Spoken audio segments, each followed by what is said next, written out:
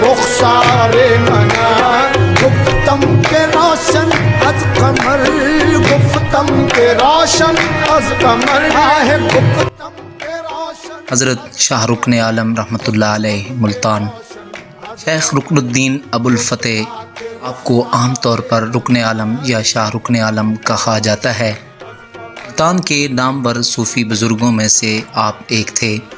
آپ رحم مادر میں تھے تو بہاؤالدین زکریا ملتانی اٹھ کر اپنی بہو کا استقبال کرتے تھے. آپ رحمۃ اللہ علیہ کا بچپن کرامات سے بھرا ہوا تھا. شیرخوارگی کے دور میں بھی اذان کے وقت ماں کا دودھ نہیں پیتے تھے. آپ کی ماں نے ہمیشہ آپ کو باوضو ہو کر دودھ پلایا. آپ صوفی بزرگ صدر الدین عارف رحمۃ اللہ علیہ کے بیٹے شیخ بہاؤالدین زکریا ملتانی رحمۃ اللہ علیہ کے پوتے اور جلال الدین جہانیہ جہاں گشت کے مرشد ہیں. آپ رحمۃ اللہ علیہ ملتان میں پیدا ہوئے. آپ نے ظاہری تعلیم والد سے حاصل کی اور باطنی تعلیم اپنے جد امجد سے پائی. 1285 عیسوی میں والد کی وفات پر ان کے جانشین ہوئے. آپ رحمۃ اللہ علیہ کو نظام الدین اولیاء سے بڑی محبت تھی. ان سے ملنے کے لیے کئی بار آپ دہلی گئے. 3 جنوری 1335 عیسوی کو آپ کا انتقال ہوا. آپ کا مزار طرز تعمیر کی وجہ سے اقوام متحدہ کے ذیلی ادارے یونیسکو کی تاریخی ورثہ کی لسٹ میں بھی شامل ہے. آپ کے مقبرے کے طرز تعمیر کی وجہ سے ملتان پوری دنیا میں نمایاں ہے. یہ مقبرہ برصغیر کے اونچے ترین مقبروں میں شامل ہے.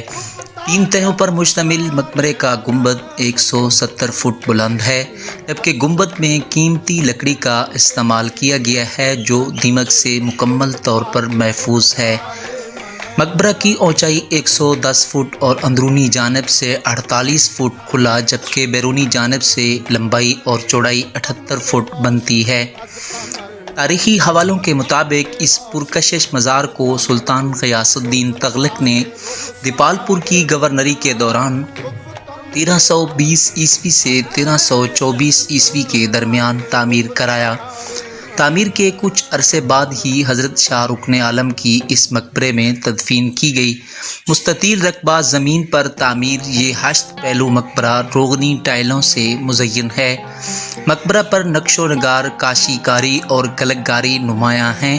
محکمہ اوقاف کی جانب سے 10 اکتوبر 1971 کو ایک وسیع منصوبہ بندی کے تحت مقبرے کی مرمت کرائی گئی تھی، مگر اس کے بعد کبھی صحیح معنوں میں مرمت نہیں کی گئی. محترم ناظرین، آج کی اس ویڈیو میں ہم نے شاہ رکن الدین عالم کے بارے میں آپ کو چیدہ معلومات فراہم کی ہیں. مزید انفارمیٹو ویڈیوز کے لیے ہمارے نیٹ ورک کو جوائن کیجیے. شکریہ.